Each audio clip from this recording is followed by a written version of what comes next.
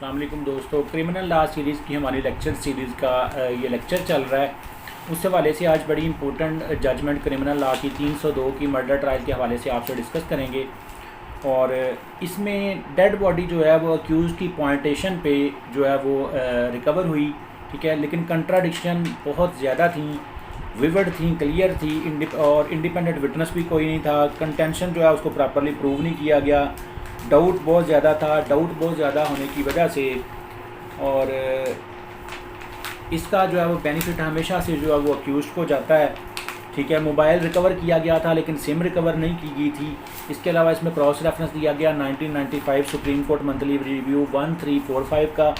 इसमें भी होल्ड किया गया कि मेयर स्लाइटेस्ट डिफरेंस जो है वो सिंगल डिफरेंस जो है और स्लाइट जो है वो डिफरेंस जो है या डाउट जो है उसका बेनिफिट जो है वो अक्यूज़ को मिलना चाहिए। क्रॉस रेफरेंस इसमें मज़ीद दिया गया 2020 YLR 2232 का।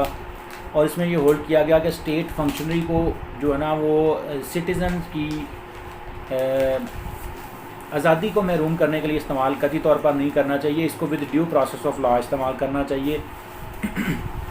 और डाइंग डिक्लेरेशन के बारे में भी होल्ड किया गया कि वीकेस्ट टाइप ऑफ एविडेंस है 2020 YLR 2242 के को डिस्कस किया गया। और प्रोसिक्यूशन जो है वो इस सिचुएशन में फेल हो गई थी अपना जो है वो मोटिव प्रूव करने में। और इंडिपेंडेंट जो है विटनेस भी नहीं था, कोई भी वायलेशन थी 103 CRPC की। इस वजह से अक्यूज़ को जो है वो एक्विट कर दिया गया था।